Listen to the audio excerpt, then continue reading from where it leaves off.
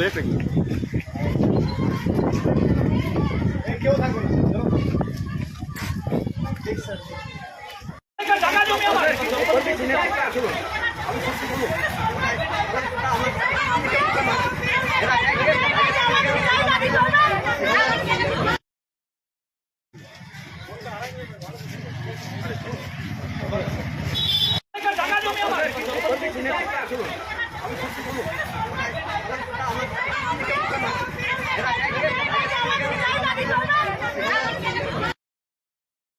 আমাদের পুকুর আমরা ওখানে কি করবো না করবো আমাদের ব্যাপার। ওরা কে বটে আমরা বিচবো না আমরা ওখানে কি করবো আমাদের ব্যাপার।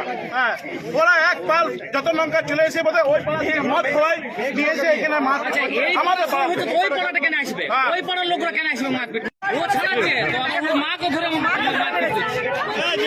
কি কারণে আপনাকে মারলো? ছেলেটাকে মানে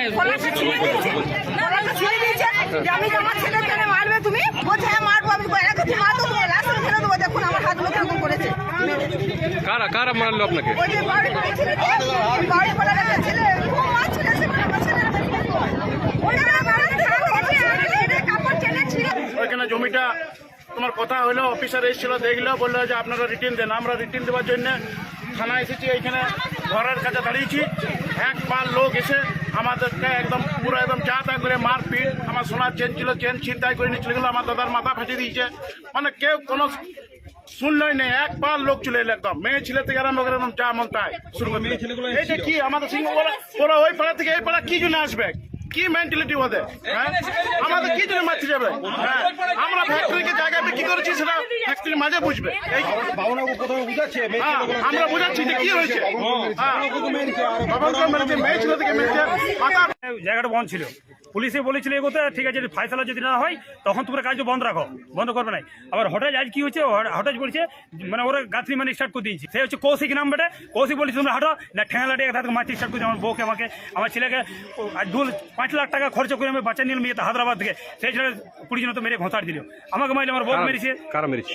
ওই সিংপাড়া অজয় সিং, গৌরাঙ্গ, তারপর কি নাম্বারে অবিনাশ অনেক ছেলে আছে, আমি বলে দেবো নাম বলা। এই ছেলে মেরে ঘোষাড় দিলাম আমাদের বাড়ি এলাকায়। এখন কি চাইছেন আপনারা? এখন আমরা চাই যে ফাঁসলে চাই, আর ও ক্ষমা চাইতে আমি ছেলেকে যে খারাপ কথা বলেছি আমাদের। কি নাম? রাজা সিং যে আছে ও নেতৃত্ব বলছো, ও বিজেপি এখন নেতৃত্ব করে।